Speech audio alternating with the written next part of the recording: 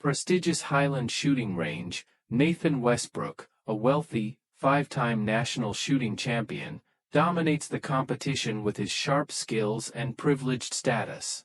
Everything changes when a seemingly ordinary woman named Sarah Roberts walks into the club, unnoticed by most, her appearance a stark contrast to the high-profile members. Sarah, however, is not who she appears to be. She is a woman with a tragic past. Her late husband, a legendary Navy SEAL sniper, had trained her in the art of shooting. What starts as a playful challenge from Nathan turns into an intense competition, as Sarah takes on the club's elite with a level of precision and calm that no one can match. The stakes rise as Sarah aims to not just defeat Nathan, but expose the corruption, manipulation, and deep-seated elitism of the shooting world that Nathan represents. A perfect shot rang through the Highland shooting range, followed by the applause of wealthy patrons dressed in high-end, branded shooting attire. Nathan Westbrook lowered his custom-built sniper rifle, a smug grin spreading across his chiseled face as the target revealed another bullseye. This was his realm, a world where power, money, and skill erected an impenetrable wall between him and the rest.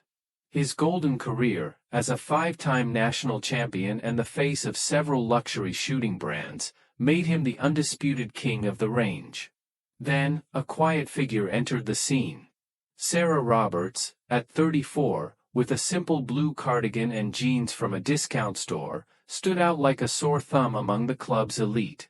She wasn't striking, nor did she have the presence of someone with a successful career to demand attention. She clutched her worn leather bag and approached the front desk where a well-groomed receptionist briefly looked up at her before dismissing her with a sharp, "Membership cards only." Sarah took a deep breath, pulling out a crumpled envelope. "I have a day pass," she said softly, her voice steady. Across the room, Nathan noticed the newcomer. At 42, his career was at its peak. Olympic gold medals, national championships, and a fortune built from his family's business made him untouchable. As he saw Sarah approaching the basic range, a flicker of amusement crossed his face. With a loud drawl, he said, "Looks like someone took a wrong turn on the way to the grocery store." His friends laughed, drawing attention to Sarah, who kept her eyes fixed on the ground as she walked. Rebecca Clark, the club manager, who had once competed professionally, glanced at Nathan's comment but chose to remain silent. Sarah, undeterred, found an empty spot at the far end of the range. She placed her bag down carefully and pulled out a standard-issue Glock 19, its simple form far less impressive than the custom firearms most members carried. Nathan and his entourage approached, eager for some entertainment. $10 says she can't hit the target," one of them joked. Nathan chuckled. "Make it 10,000. I bet she's never even held a gun before." With a casual swagger, Nathan strolled over to Sarah's station. "Excuse me, ma'am," he said, dripping with sarcasm. "Are you sure you're in the right place? This isn't a knitting circle." Sarah finally looked up, her hazel eyes meeting Nathan's with an intensity that made him momentarily falter. "I'm just here to practice," she replied calmly. Nathan recovered quickly. "Practice? This is for serious shooters. 10,000 says you can't hit the bullseye from 50 yards. Her expression remained neutral, but a flicker of something hard to read passed through her eyes. "I don't have that kind of money," she responded. Nathan smiled wider. "If by some miracle you make the shot, I'll pay. If you miss, you leave and never come back. Deal?" Rebecca, who had been watching from a distance, walked over with concern in her eyes. "Mr. Westbrook, perhaps we should let our guest practice in peace." Nathan waved her off without looking at her. "Stay out of this, Rebecca. We're just having some fun." As Sarah placed her left hand on the table, the faint gleam of a gold ring caught the light. She twisted it once, so subtle, only the most observant would notice. "All right," she said quietly, her voice calm and steady. Nathan raised an eyebrow, a surprised smirk forming. "Excellent, ladies and gentlemen, looks like we have ourselves a show." What no one noticed was the change in Sarah's posture. She picked up her Glock, her spine straightened, her shoulders relaxed. Her feet shifted into a balanced stance, and her hands tightened their grip.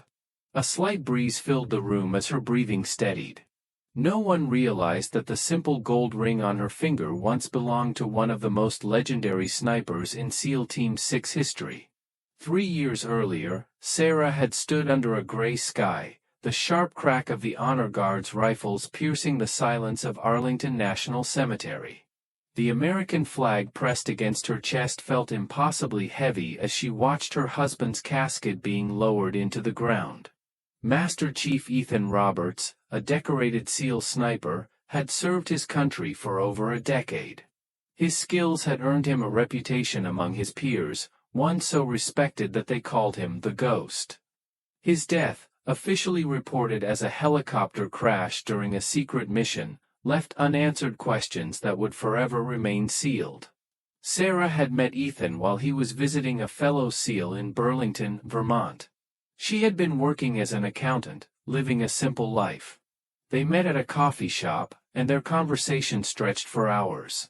They married 6 months later in a small ceremony attended by only close friends and his fellow operators.